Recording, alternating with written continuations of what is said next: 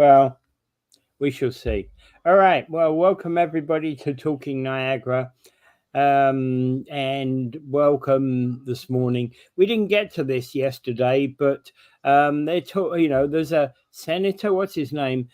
Republican Representative Andy Ogle, so he's a Republican from Tennessee, is accusing Harris of breaching public trust and willfully refusing to uphold U.S. immigration law after as he's filed 2 impeachment articles against her. It's almost to the point of an abuse, isn't it? Good morning, Niagara Falls. I think that they're abusing the impeachment process so badly that nobody's going to believe it when a true impeachment happens again, right? I don't understand. Is that all they got for Harris? They got nothing else. So they got to. How many? There's. Let's face it, probably everybody does something small that breaks the rules, breaks the law, right?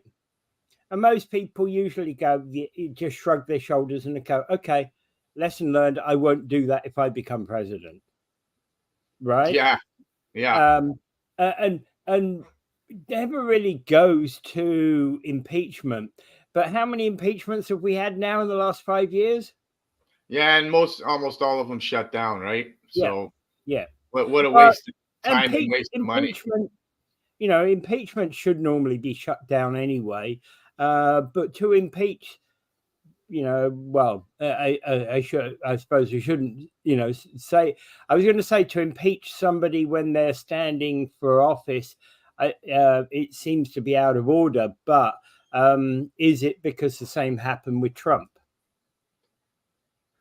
Yeah, but Trump's a different story. He did things that really deserved it. What did Kamala Harris do here to be impeached? Right? She was the vice president. Okay, so they had immigration policies that were really loose. We got the same thing in Canada. Are we going to impeach all our guys? Right? Yeah, and in fact, actually, there is an issue about the Canadian situation. I'm trying to figure that one out. Yeah. Oh, Marco Rubio, yes. Yeah. Talking about that. So there's a U.S. senator. There's a U.S. senator who is who basically is saying that our policies are out of control. Yeah, they're sounding the alarm over Canada's acceptance of the Gaza refugees. And they're saying that it's going to allow some terrorists to have easy entry into the United States. We as Canadians have been questioning the amount of people they're letting in and have they been vetting them, right? We've been asking the same questions. It's not. The question here is, should Canada be letting in Gazan refugees? I think most people would probably say yes. But should they be letting in Gazan members of Hamas? And the answer is absolutely categorically no. Yeah, they have to have some kind of screening process that's it's got to be trustworthy and reliable, right? And who do they use? They usually use the U.S.'s system to figure that out, right? So I guess. A lot of the security things we rely on the U.S., right? Yeah. And here's the question about this is that okay in every bundle of I was going to say in every bundle of people, if you put 1,000 people together in a group, there's always one troublemaker in there, isn't there? All right. So if you've got 1,000 refugees, there's probably one member of a terrorist organization in that group, right? Yes. And they went from 1,000. They were going to let in 1,000 at first, and now apparently they've gone up to 5,000. Yeah, but we've let in more Ukrainian refugees than I think with more than 5,000 Ukrainians have come in. I've seen a lot of Somalian too. So Somalia actually bothers me a lot. It was a Somali terrorist that actually went into Kenya and knocked on doors in a in a northern town, a northern coastal town, and demanded they quote the Quran. yeah, Anybody who couldn't got shot. so I guess Marco Rubio and his 5 senators aren't the only one that are afraid. We Canadians are afraid too, right? Like, Yeah. We're hoping that the system that they're using to let the people in is very strong, so that we aren't letting in terrorists. Because I myself am afraid of that. Yeah.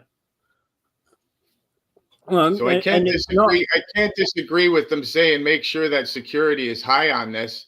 And then again, every time that we need help with security, we usually ask the United States anyways, right? So Well, and especially since we have weakened national security anyway, because our friends in Ottawa don't seem to want to spend the money on defense. yeah, that's a scary thing and an embarrassing thing, isn't it? And also, actually, I have to say it's embarrassing. It's embarrassing that we're having to borrow off of US systems in order to check up on people. We should be having, we should be having our own, our own system that can vet these people.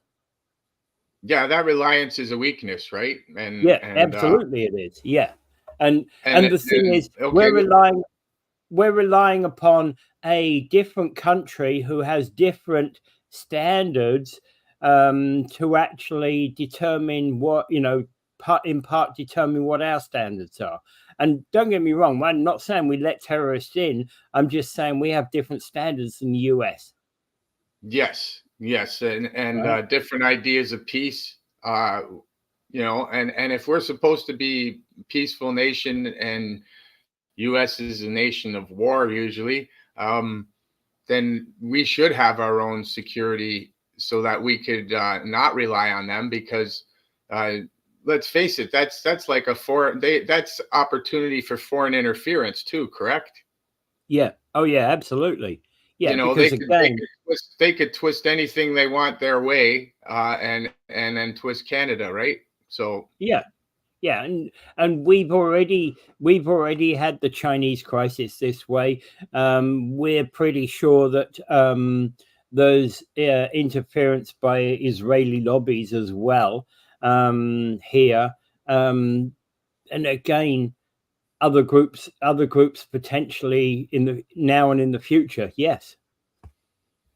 yeah, so I don't know. I think we're spending money in the wrong places, and we got to start beefing up our military and our security. I think that Canada's got to quit relying on the U.S. so much, and the only way they're going to become a player in the world stage is to have some kind of power, like a strong navy, a strong air force, something that's going to stand out that the world's going to need, right?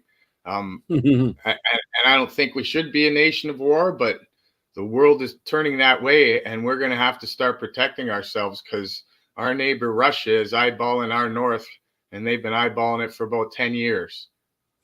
Probably longer, if truth be told. Yeah. You know, Yeah.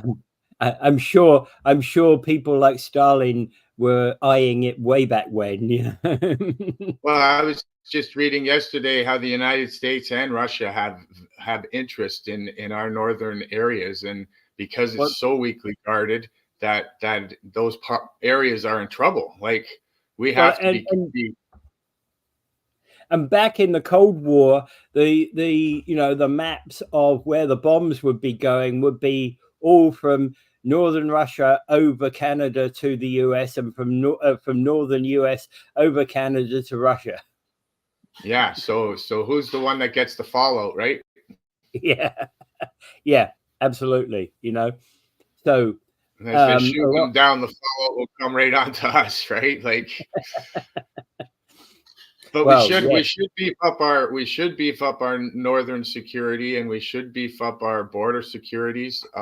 so we don't have to rely on any other country for that. Like, I know that internationally you have to work together to have proper intelligence. But on the same note, you want to have a security system in place that you could trust too, right? Without relying on other countries for some kind of interference, possibly. Yeah. Oh, yeah. Yeah. Okay. So significant resignation at the Niagara Region. The Commissioner of Corporate Services and the Treasurer, who's Todd Harrison, has resigned from the region. So he's served the region for more than 6 years, and he is no longer. So the statement was he's no longer with the region. Sean O'Brady, Associate Director of Strategic Management, Strategic Communications and Public Affairs, confirmed this Wednesday. Right. So what's going on here? So he was City of Niagara Falls Finance Director and Treasurer for 12 years before going to the region. And he hasn't been able to be reached for comment. He was on the sunshine list, having been paid, well, 224,000. Wow. Yeah. Wow. I don't know. Sounds. I don't think any of our public officials are worth that much money. Well, it's always the behind the scenes guys that do the work, and most of the elected officials are just faces, right? Well, yeah, but this is Harrison is a bureaucrat, right? Clearly a bureaucrat.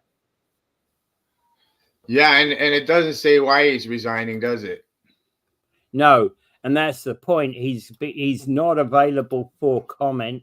We got no clue as to why he resigned. But with note here is that change comes as regional councillors embark on the 2025 budget process. The first committee meeting of the whole is scheduled for this afternoon, and the contentious 2024 budget exercise raised the region's portion of property taxes by 7.02%. Right, so clearly, Scott, by inference, it would probably have something to do with the budget. Yeah, and I'm sure we're going to hear something in a couple of years that something happened. Probably take the money and run or something. But was he put into place? Yeah, he probably was he put into place to do a nasty deed and then get out. You know what I mean? Like, sometimes the guy's there for 5-6 years. He's just there to make a change, right? Was he put in to make some kind of a change and then get out, before everybody catches on to what he was doing or whatnot? We're probably going to find out quietly as it leaches out through the years, right? Well, the change, clearly change hasn't happened, because with a budget rise of that proportion, and that's undoubtedly a fair chunk of why our budget, why our tax went up by 7.9% this year. Yeah, it's a huge reason why, and I don't see it going down in the near future with all of the added things that the region's got going, right? So they got a huge amount of money to play with, and when people are in and out like this for 5-6 years, it always makes me nervous, because it always seems that somewhere down the line somebody's gotten paid or some money's been. Yeah, but he will have gotten out with the golden parachute, no doubt. Yeah, and what is it, 5 years and you get a really, really nice pension? Possibly, yeah. Possibly. So yeah. Wouldn't like to speculate, but apparently councillors begin the 2025 budget facing an 8.72% general levy increase, according to a staff report. and right? climbing and Yeah, climbing. yeah. So that basic thing there is, we really, right at the moment, I would say that, hey, Bob Gale, it's up to you. On the region budget, we need the screws tightened down. We need that lid tightened down. All right. Yeah. I'm not saying we spend money on, where I think about it is we've got to spend money on reasonable things. Transit, I think, is an important aspect in that. Transit needs to have the money spent on it. There's a few other regional budgets that we need to spend the money on, but there's some other stuff that we are spending. We are leaching out where we don't need to be. We need to be shutting that down. Well, how many more salaries this guy's size are in the Niagara region that we need Yeah, to and look that's at? actually, yeah, that actually bothers me. As I've said, typically, if you compare people like the CAOs to those working in private industry, the CAOs would say, yes, we are the equivalent of a C-level executive in a large corporation. No, I disagree. I absolutely disagree. I think at the most you are mid-level mid-level managers. Realistically, a salary, I think a salary of 80 to 150 would be fair for any of these types of positions. For the CAO, we shouldn't be paying more than about 80 to 150 on any position in the region. CAO 80 to 150, and everybody else down from there, from like 75 to 120 type thing. Well, Next when I read his layer of salary, I management. was shocked. Yeah, That's a yeah. huge salary, man. We should not be paying. We should not be paying bureaucrats $200,000 or more for anything. No, there's something And wrong there. and I know somebody's going to turn around and say, Peter, if you don't pay that salary, you aren't going to get the right, caliber of candidate. And I would basically say, the problem here is we've got the expectation upside down. Paying, basically, I equate all of these positions. None of these are like big corporate CEOs. Not any one of these positions. The any city CAO or the regional CAO does not equate anywhere to a corporate a CEO in any major corporation, right? Yeah, and they just hide behind the mayor or the leader Yeah, of the region or whatnot, yeah, right? So the CAO are the decision makers, but nobody even gets to talk to them. They hide behind all the officials, right? yeah. Uh, And so why should they get the really, really high wage if they're not putting themselves out there too, right? So I agree with you. I think a good CAO would do a good job, but again, no CAO is worth $200,000. No, not You of could lop taxpayers' money. you could lop 100,000 per higher ranking official off the salaries, and hey, there's a budget saving. Well, with this guy's salary, I think they should be reviewing how many more people are getting paid this much, and maybe this is why our taxes are going up so much. Yeah, yeah. And when you think about it, here's a thought. How many people do you know of that have had their wages frozen for much of the last 10 years? They're Yeah, and chump. then you have to fight for it or go on strike to get a half Yeah, decent raise after all that, and you get yeah, called a troublemaker. yeah. So if I were to put that into play, when I first came here, the CAO for Niagara Falls was earning about 150,000. Now the CAO for Niagara Falls is on about 260. Right. Yeah. We're So talking about 100,000 rise in 10 years when a lot of people have got zero in the last 10 years. yeah, but our taxes have gone up, and that Yeah. dips into our pockets that have gotten zero over the last 10 years. Yes. So Yeah.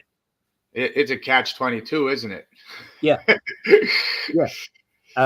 And I'm just you know, I'm just putting it out there that there's a lot of people in this region. Okay, I'm not saying there aren't people in this region who get very good salaries, but there are a lot of people in this region who get, who've been on, have been on very poor conditions for a long time.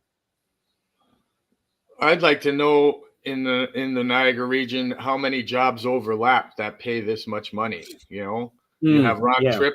Ron Tripp is in charge of finances. There's other people in charge of finances that are getting high wages, and how much of that overlaps, and how many people do you really need there if you're paying them 250,000 plus? yeah. I'm really thinking this shines a light on a problem at the Niagara region that we as taxpayers have to be worried about, is how many people are making this kind of wage. Yeah. And, you know, exactly that. And the budgetary pressures we have right now, when you put all the salaries together, how many of them are driving that budget upwards. Yeah, I'd have to say a lot. Yeah, yeah. And Too a guy's many. making $100,000 extra in 10 years on taxpayers' dime, and how many other people have slid up like that? Yeah. And the trouble is, of course, when you're paid such salaries on the taxpayer dime, it's you and I that every week are contributing, you know, a few dollars to that particular person's salary, right? And I think to myself, well, hey, shouldn't that few dollars extra that I'm spending on that person's salary be going to the services we need in the region? Yeah, yeah, and I think that really shines a light on it. And considering how much this has cost taxpayers in the last election, maybe Yeah, we should ask for them to start auditing the Niagara region to see how out of control the wages are. yeah. And it's because I'm sure when you're looking at the bottom rung of the ladder of the people, the clerks and the clerks and the people out on who doing the parks and that sort of work, the road workers and the like, I'm sure they're not paid such fantastic salaries. I'm sure they are paid, an average for the job that they get. In fact, they might well be under the average for the job they do.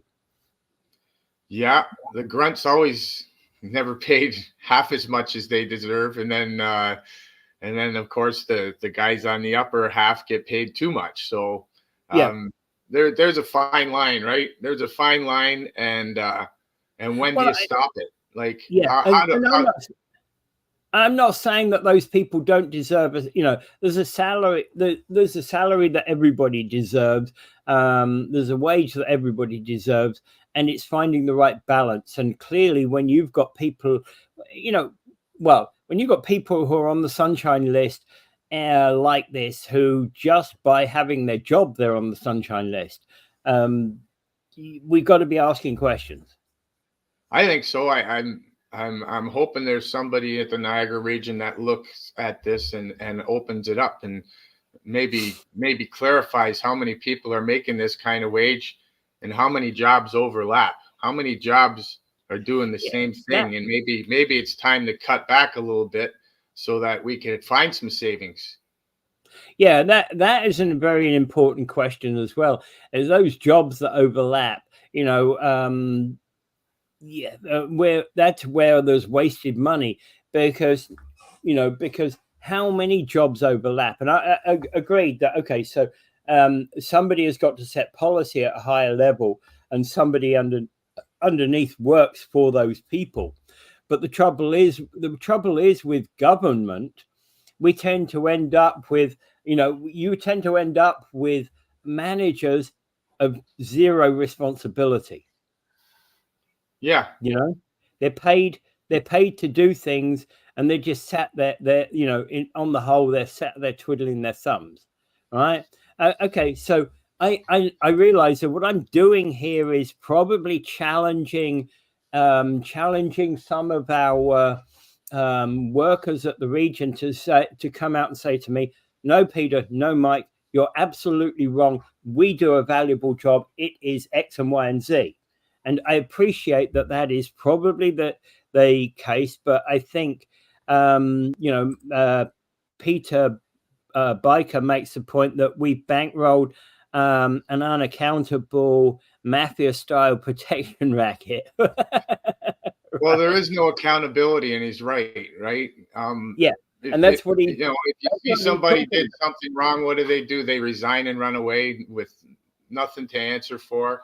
Or if they make a huge mistake that costs taxpayers millions of dollars, where's the accountability? What do we do about it? We do nothing, right? Yeah, Like, I'm not. Don't get me wrong. I'm not saying that Todd Harrison did anything wrong. I'm no. just saying that where we sit with the Niagara regional budget right now, this is a mess, right? Yeah, And and we when you're need, looking at a high wage like this, it has to be yeah, questioned.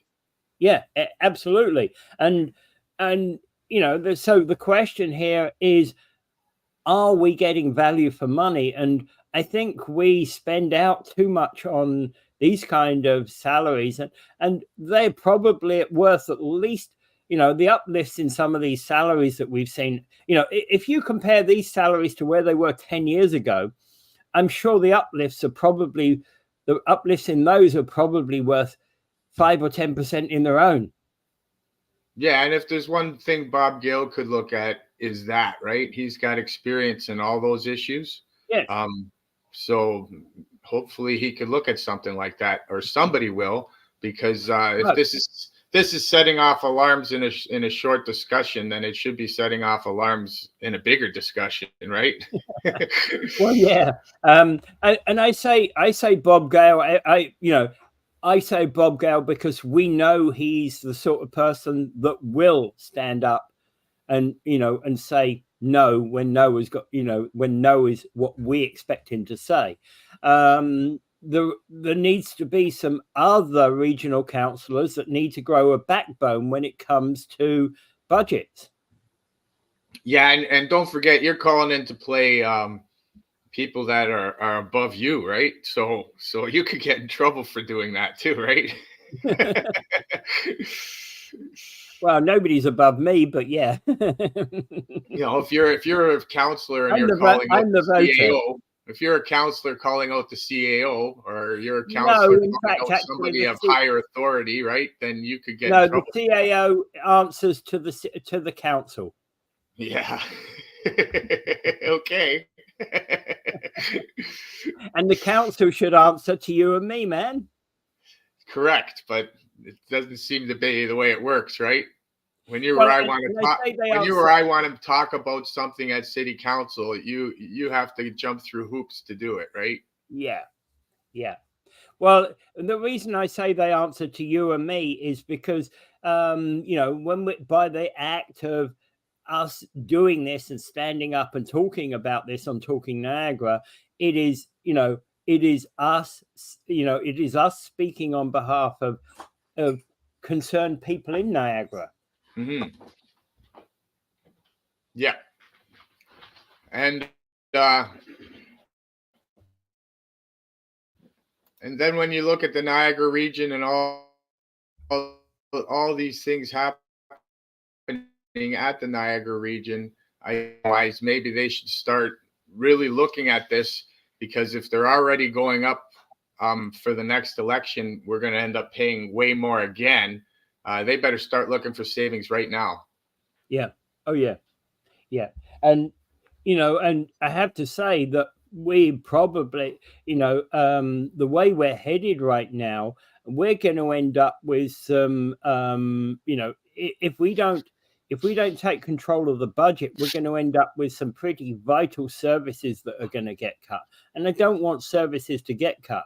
If I look at the budget, there are things we need. I think, there are services that we have to have on a regular basis, which should never be cut. Those type of services we need. The last thing we should be considering in any round of budgetary discussions is cutting services.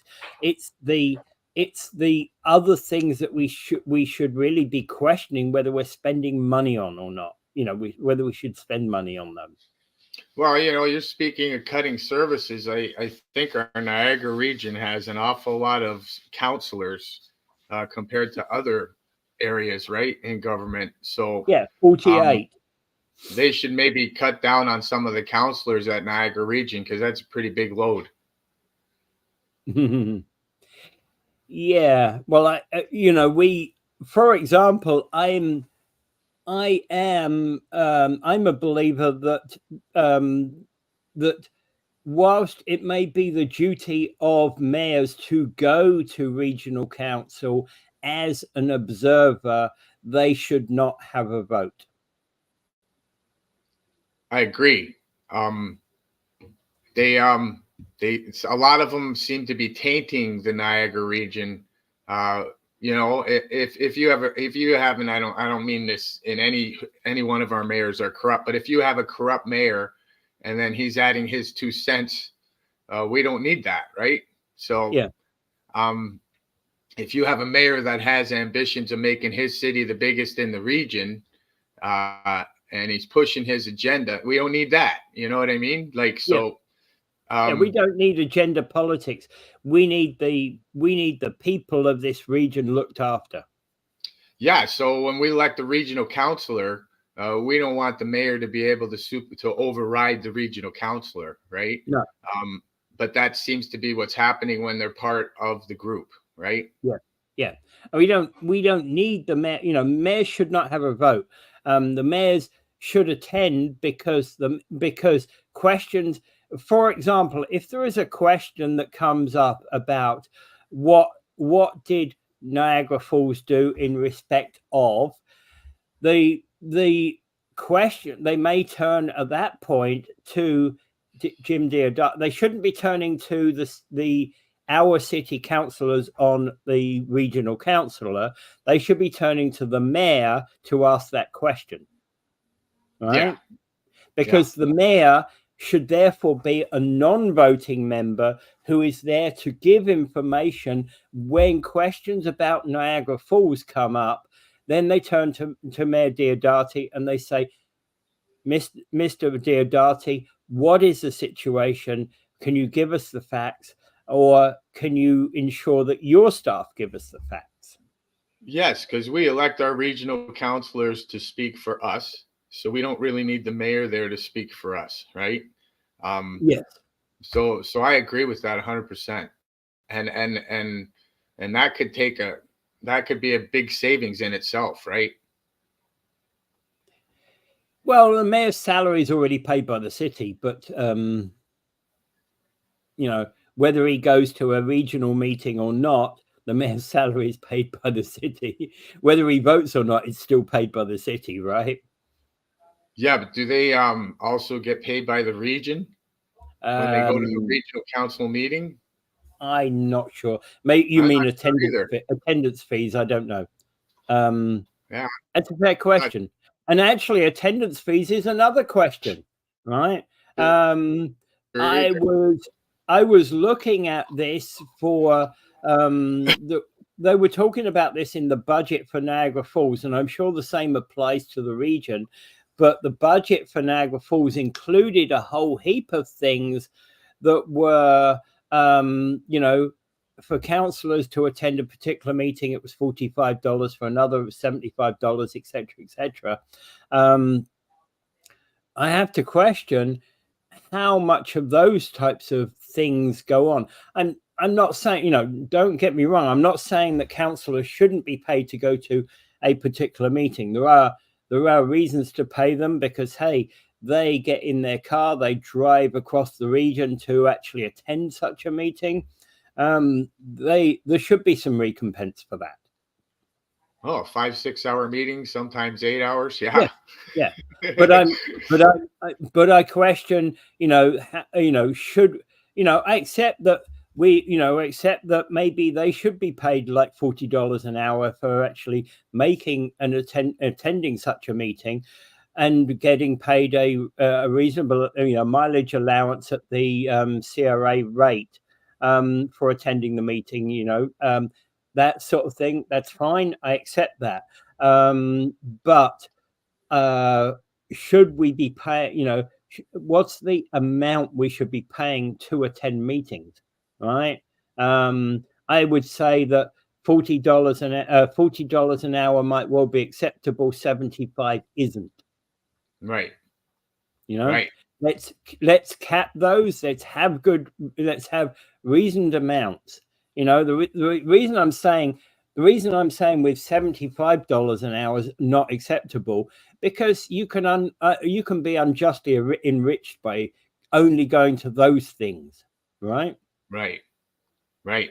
We have to be careful with that budget, and those may not seem big amounts of money. They're only $30, but $30, makes a difference.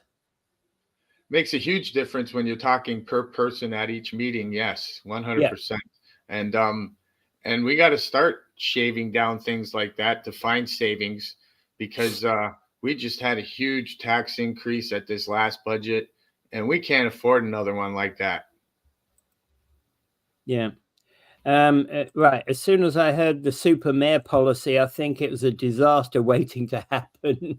That's Yeah. another one. Yeah, that's another one. Yeah, yeah, Yeah, that's not democracy, and we didn't vote for that, and that wasn't put on the election ballot, so it should have never been allowed. yeah. Okay, so let's move on to another local one.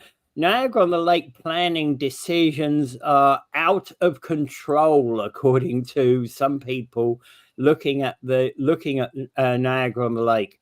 So the resident Karen Taylor Jones is basically fed up with the town's political leadership. Hey, I have to think to myself, haven't I heard this sometime before, like 4 years ago, and like 4 years before that, and like 4 years before that? Haven't we had a total rolling over of the council of Niagara-on-the-Lake? In each of the last three elections, to my recollection. Niagara-on-the-Lake has been the toughest town to expand for decades. Um, Old school people that don't want the development, they want that small town feeling. Um, they were opposed to any kind of development at all for the longest time, and nobody could break through their wall, right? Yeah. Um, you elect some young people with some new ideas, and Niagara on the Lake's got a lot of older people that are used to their lifestyle, and they're going to fight, and they are fighting, and This is they're going to this, try and make a stand on this. And it's nice to see, actually, that people will go out and fight for once, instead of just being couch potato and complaining. Well, this is after town councillors voted on the 25th of June to approve a rezoning application to allow a 4-story, 129-room hotel at the former Parliament Oaks school site to be built. She decided something had to be done to show councillors their decision was wrong. Yeah, and Right? we got the same thing here, where the Chinese development is allowing hotel establishments outside of the tourist area all of a sudden. So yeah, poor planning and people getting paid off, or whatever you want to call it. Some things don't make sense, and this hotel, never fell in line with the original ideas of Niagara on the Lake, and it's being put in a peculiar spot, right? Well, actually, the question about that spot, and I think Dave and I talked about this one, was um, the history. It's a Yes. question of history, Yeah. right? The there needs to be some investigation about that school site. We need to preserve the history of Canada's first Parliament building, Yes, yes. if indeed that is the place that it existed at. Yeah, that whole area was the first, right? The first Yeah. for everything, right? And the history should be preserved, and that's why they've always preserved it so highly there. But you got a lot of people that have moved in, and a lot of new neighborhoods, and a lot of different ideas. And old school Niagara-on-the-Lake is going to have to change like the rest of us, right? So it's going to be a fight between the preservation of history and the moving forward and expanding of a city, and we've seen that happen here, and history is lost. Yeah. Well, you see, for example, the White Oaks development, the 4 towers that they're looking at adding there, essentially, whilst it's technically Niagara-on-the-Lake, essentially it doesn't impact the downtown Niagara-on-the-Lake community at all, does it? No, not really. It's right on the outskirts. It's pretty well It's St. more Catharines more than Niagara on Yeah, the it's Lake, more right? St. Catharines than it is Niagara-on-the-Lake, and most people think of it that way. I kind of don't even consider that. If I get off at that junction and I go to the shops there, I really think of it more as St. Catharines than I do Niagara-on-the-Lake. I have to Yeah, remind myself I'm not in St. Catharines. I always consider the other side of the highway Niagara on the Lake, right? Like, Yeah, yeah, yeah, yeah, exactly. and like I said, Niagara on the Lake has had a strong, historical they've been saving history forever, right? Most of the old housing and stuff in there, you cannot just put an addition on there. They're heritage places, right? So you have to replace the wood the way it was built originally, and you can't just put up an extra addition onto a house in most of the houses out there, right? Well, in many of the older ones, that's for sure. Yeah. Yeah. The newer ones, they're just the same as any other house built anywhere. Yeah. So they say they're going to do a protest on this. It's going to be interesting to see how many people go and how loud they could be. Well, I applaud them at least for getting off their feet and going to do something. And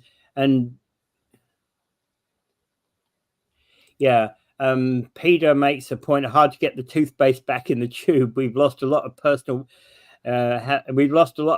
power over these past few financial crises. Yeah, the public tries to do their job and put their input in, and government bureaucracy just basically ignores them, right? Yeah. So Right.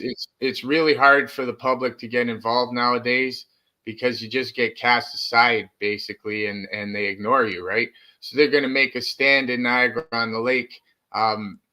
What about making a stand at a city council meeting too? Yeah. Okay. The, And Karen also makes the point that it's necessary for our entire council to attend hydro meetings. They get paid very well for that meeting. Yeah, that was back to that payment stuff. And that is why McDonald's Golden Arch is still half the height. They wanted to keep the small town feel. Yeah, that was a big argument back in the day, right? Remember that was. one? It was. Yeah, no. And I agree. And hey, there are times when, as a you've got to just tone down your corporate sign. Yeah. There's you've got to accept that there's no place for it in this town, right? You've got to accept that there's no place for your corporate style building in this town, right? Sometimes you've got to just accept that type of thing. The standard McDonald's is probably doesn't fit in with the Niagara-on-the-Lake, stuff, but we've got one of those standard McDonald's, of course. Yeah, Niagara-on-the-Lake is a unique little old town. It's set up that way and saved that way for forever. And unfortunately, the population's expanding, and you go down to Niagara-on-the-Lake now, and you see neighborhoods where farms used to be, and your jaw drops, right? Um, Yeah, yeah. so the expansion of a city is inevitable when the expansion of your population is happening like it is, and Niagara-on-the-Lake's going to have a rough time preserving everything. Have a good Oh, day, babe. yeah, Niagara-on-the-Lake, of all of the cities we need, that actually, of all the cities in the region that we've got, there's obviously Niagara-on-the-Lake has always been attractive to people with money. Niagara-on-the-Lake is and needs to be the most conservative because it needs to preserve history and it needs to preserve that rural area that Niagara-on-the-Lake mainly is. Yeah, and there's not a lot of room for expansion there unless you tear down buildings and build new, right? So Yeah, yeah. the town is not made to be large, and neither was Niagara Falls in all reality. We aren't made to be 100,000 plus city, right? Um, so we're dealing with new things all the time because of Well, the expansion of yeah, population, and it's yeah. going to be a huge problem and encroachment on people's lifestyle. Well, and for example, one of the questions about access to things from Chippewa. Yeah, I can see a point where you're going to need an access route from Chippewa, not through the pre-existing roads, but south of the main part of Chippewa that heads to the highway and joins the highway and Montrose Road somewhere out there. Yeah, you're probably You going to know, need a couple new bridges, right? yeah. Well, I'm just trying to say that those things, because many of those people will actually work outside of Chippewa, we kind of want, we don't want additional pressure on the existing roads. Yeah, the So the only gridlock's way going to be to, yeah, the the only gridlock's way going to be to, overwhelming. yeah, the only way to actually add to the size of Chippewa is to add new roads, Yes. right? Yes, and expand existing roads, right? Like our Drummond Road needs to be doubled in lanes, right? With all the expansion that they've done at the end of Old Field Road and the extra expansions that they're doing at the other side of Drummond Road and all the new housing, they're going to need to double up Drummond Road soon, and that's going to encroach on all the houses there, right? So Oh yeah, um, yeah, it's not going to be pretty for the people that own housing along Drummond Road when they do this, right? yeah. But it has to be done. And same with Chippewa. There's only a couple ways in, right? Couple Well, you've ways in, got a couple ways out. actually, the irony is where you live on Drummond Road, it's all single lane. If you go up the other side of Drummond Hill, it's all double lane, Yeah, yeah. But they're right? going to have to change that, right? Yeah, It's yeah, it's the almost gridlock's going inevitable. to be incredible very shortly. You drive just down McLeod Road from Stanley Avenue up towards Walmart, and the gridlock it's already showing you how the gridlock's going to be in the city. Yeah, oh yeah, yeah. Because it used to be that well, there was always traffic on Drummond, right? There Yes. was always traffic on Drummond, but it used to be you could kind of cruise down the hill, just kick it into gear and get to a certain speed, and then just cruise down the hill. Now you're kind of cruise down the hill at about 50 kilometers an hour and just let the car take the motion. Right now, you're hard on the brakes halfway all the way down the hill. Yeah, it's the gridlock is really starting to come alive and uh and growing exponentially as the housing projects are being finished, right? Yeah. Um there's got to be huge changes in Niagara-on-the-Lake, Niagara Falls, Chippewa, Welland, St. Catharines as we expand. Our roads weren't made for it, right? Oh So yeah, yeah, So they put the cart before the horse. They build the houses first, and then they then they address the traffic issues, right? Well, not one of those individual applications for housing, etc., up McLeod Road addressed the increasing housing, the increasing pressure on cars up and down McLeod Road. Yeah, Right? and Mona Patel at one point was suggesting another stoplight there, and it's like, oh my God, that's the last thing you need. Well, actually, the problem here is that the only logic that the council can have is another stoplight, Yeah, right? At the end of the day, and at the end of the day, what you'll end up with if you're going from Kayla to Drummond, let's say, or Kayla to, well, actually, if we were to go to Kayla to Stanley, you end up with about, I think it's 9 or 10 sets of lights somewhere in that area. I wouldn't mind betting that within 5 years, you're probably going to have 15. yeah, and I really think that they should have off ramps that go straight to Walmart and off ramps that go straight to Costco to try and alleviate some of That these actually is pressures. not a dumb idea.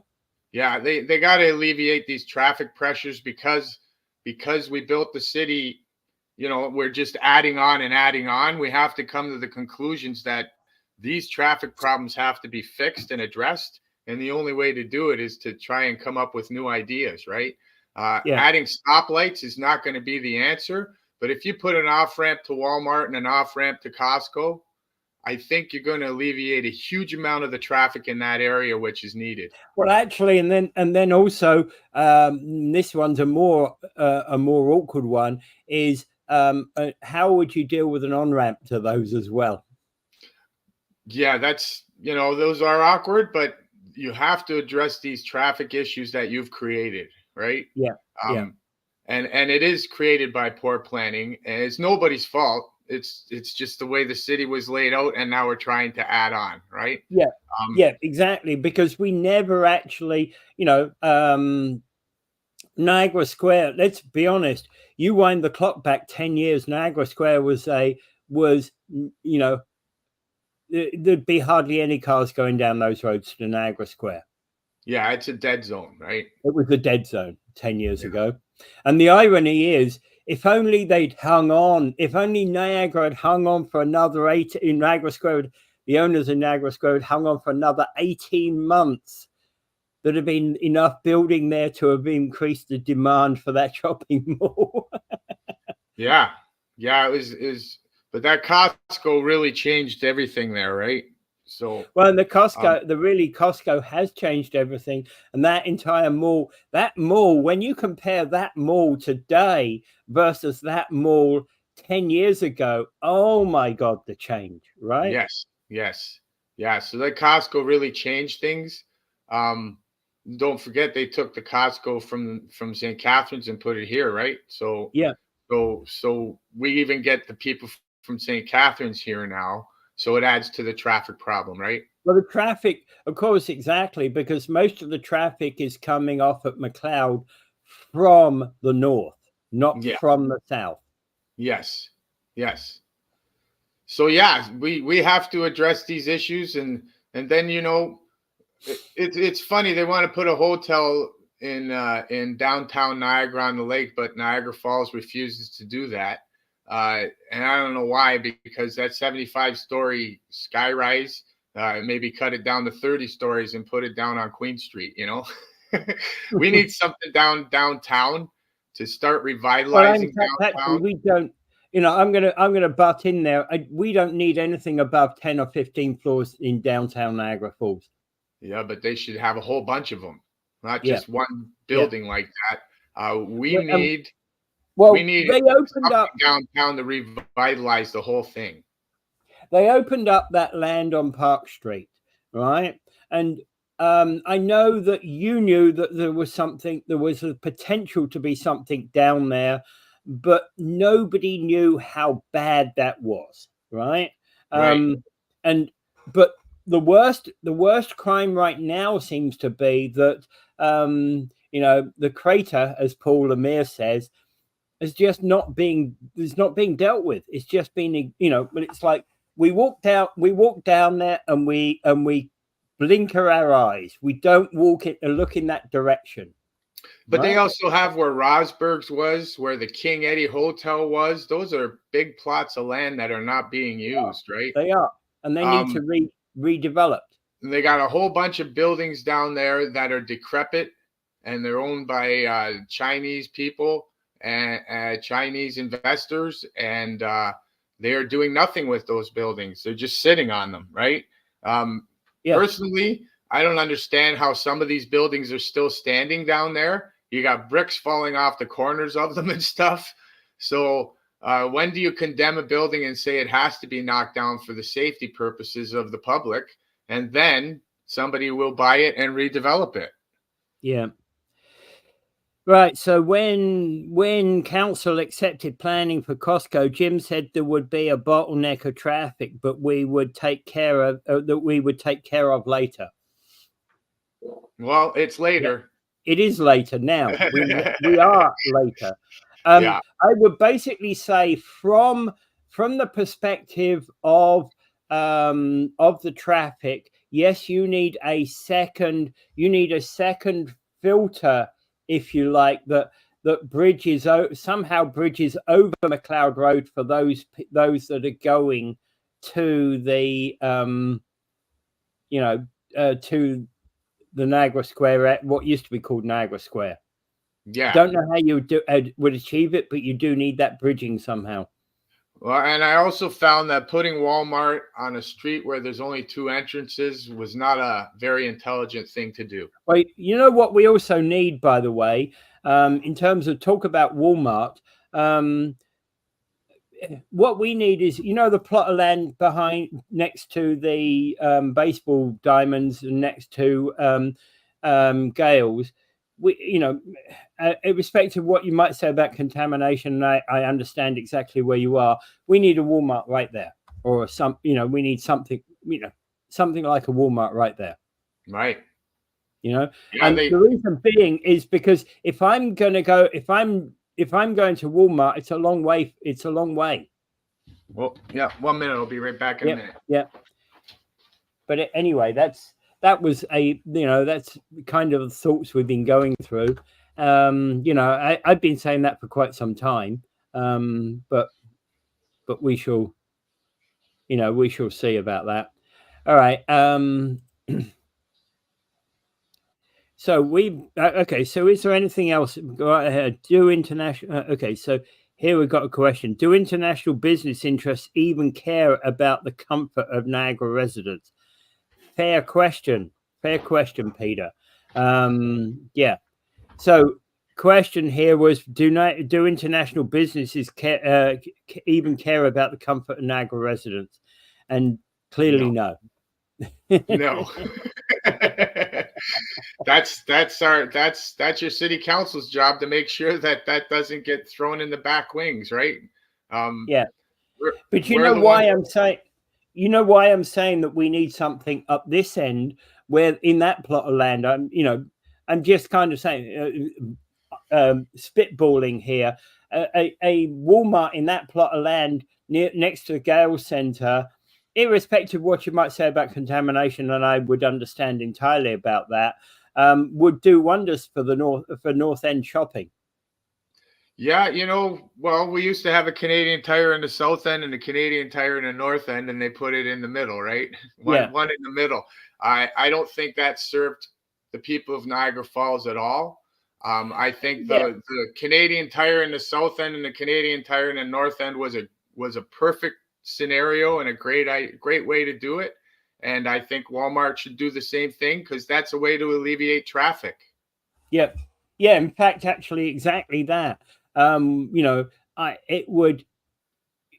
I'm not a big fan of Walmart, but I know there's a lot of people who are, and it would basically mean that for the North End people, they don't have to bus across to the South End. They don't have to drive across to the South End to go to Walmart.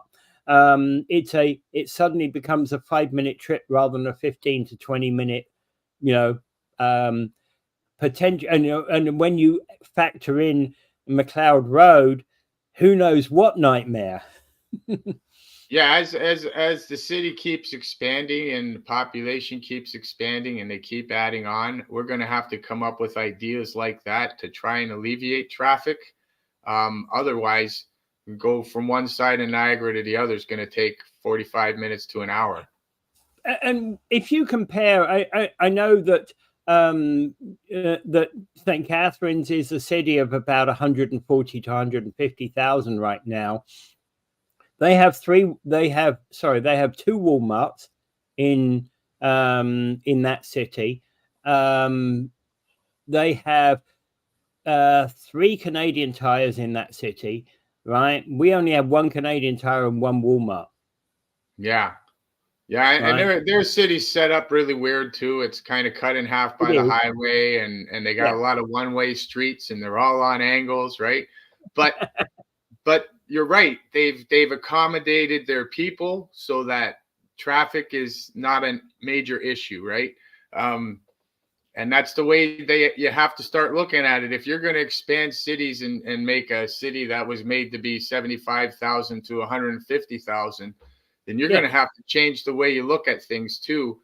Because if you have a traffic problem like that, you will have to ask that another store be opened up to alleviate this traffic, because Yeah. it's not acceptable for a small city like this to be in such gridlock that it'll take about 45 minutes to go from one side to the other. Yeah. Yeah. And in fact, actually, in the plot that I said, that's an ideal place for something like a Walmart. Yeah, and emergency services are going to have a really hard time getting from one place to the other with this gridlock. And if you're going to expect a police officer to be at your house really quick for an emergency, and we got this gridlock, it's not going to be happening, right? Right, and Karen makes a point. Walmart has a policy that not to have too many of their stores close together. Absolutely, many companies have such a policy. But when you consider that you've got a Walmart store at the northeast end of Welland Avenue, and you've got a Walmart store that essentially, if you just go down Welland Avenue, that turns into 4th, is you've got a second Walmart store, and then you've got a third Walmart store, now I think about it, in the Penn Center. And I bet you they're all doing good. And I bet they're all doing good. Yes. Yeah. Yeah. Right. Not that as I say, I'm not the biggest fan of Walmart, but hey, I know it fills a desire of a lot of people in this city. Well, if a lot of people are using the services of a particular store, whether you like it or not, that Yeah. store's being Right. used, Right. Yeah. and people are driving across the city to get there. So that's what has to be looked at. It isn't the store policy; it's the gridlock that's going to be attached to the problems that are being created from expansion. And Peter Biker makes the point, at least Giant Tiger is Canadian owned. RIP Zeller's Woolco, Canadian distributing, etc. Yeah, Woolco was never Canadian owned. It was an international conglomerate. But yeah, point taken. And again, there is a Giant Tiger. You see, there are 2 Giant Tigers in Niagara Falls. There's one in the Costco Plaza there. Yeah. Right, as well as being the one on Thoroldstone Road. And that's exactly what I'm talking about. There needs to be a north-south split. Yeah. Right. And you never have more than one Costco. Let's be blunt and clear about that. But the thing about Costco is that typically most shoppers are either commercial shoppers or the type of shopper that might well go there once a month or once every 2 months. Yeah. Costco's, you're buying in bulk, right? So yeah, exactly. Sometimes it's not even worth it for me and the wife. I gotta get a hold of other family members and say, let's go in on this because it's just too much for us, right? So yeah, yeah, yeah. But anyway, so that's kind of where we are. I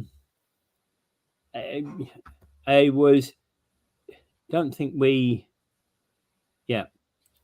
It's ironic. We were talking about planning decisions in Niagara-on-the-Lake being out of control, and we can't resist about planning being out of control in general, can we? I think that this is happening in a lot of the cities, in Niagara region especially, because they were cities made for a lot less people, and now they're expanding, right? So I think we're Yeah. all in the same boat, and I think we're all going to pay a big price too, if we end up getting more rain or more precipitation, because all this building is taking away wetlands and trees, and we're going to pay the price that way too.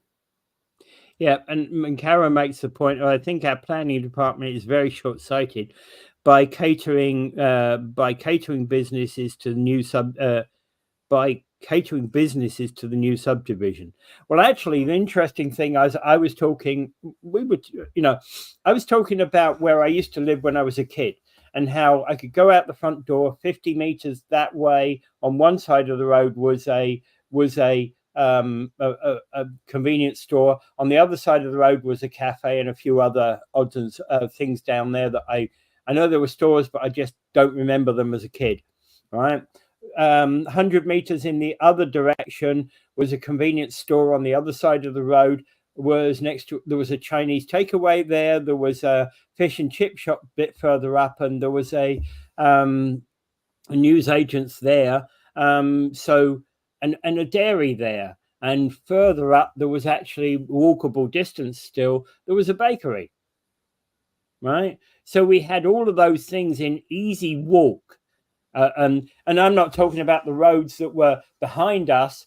Literally, the block behind us was the main road, and there was shops, a lot of shops on the main road, abundance of shops on the main road, all in walking distance of our house. We don't have that in any new subdivision that we're building nowadays, do we? No, I don't see too many corner stores or anything like that. Yeah. You don't see a restaurant built in there or anything like that. Uh, it seems to be all for housing and detached housing, and real estate is the gold rush, and that's all that matters. Yeah. And we don't build those into communities, or there's no kind of malls in any of them anymore. No, I'm not seeing that. No, they're filling up every single inch with as much housing as they can, and No parks. it's up to our city councilors to say no. We can't Yeah. do it this way. We want a neighborhood, right? Yeah. Um, No parks and no nothing, right? yeah, you got to start thinking about the whole picture and not Yeah. just little pieces. We keep putting housing here, housing there, housing here, housing there. We're going to get, like we said, gridlock like crazy. Yeah. Yeah. And in fact, we need those parks. We need the open spaces. We need people Yes. where people can go walk. So I Right? love to be able to go for a walk and get away from people. Yeah. That used to be down on the Welland River, but they took that all away. Yeah. Well, okay. All right. And I think we're kind of more or less Over at our a time situation. again. Yeah, we're all pretty well out of time. Okay, but Karen makes the last point. We don't even have grocery store in the area in this area. Absolutely, Karen. Yeah, I We agree. do. Yeah, we don't have a grocery store, not a big one. And in fact, actually, this is actually a part of what I would like to also see is I'd like us to go back to the old-fashioned greengrocers, the old-fashioned stores that we used to have, the butcher, the baker, the candlestick maker. Yeah, but again, we Hopefully. need that stuff downtown, Yep, because there's none of that in that area of town, right? yep, yeah, exactly. There's nothing here. So We, people that live in that area have to travel across the city to get their goods because there's yeah, nothing in that area. yeah, yeah, exactly. There's a couple of convenience stores, but we all know that convenience stores add 50 cents to the price of most items. So, you know, convenient for 6, 7, 8 o'clock at night, but not convenient for your For your weekly shop. pocketbook. Yeah, yeah. All right, and I think we're kind of we'll call it quits at that point, unless you've got anything to add. No, we're good. Have a good day, Niagara.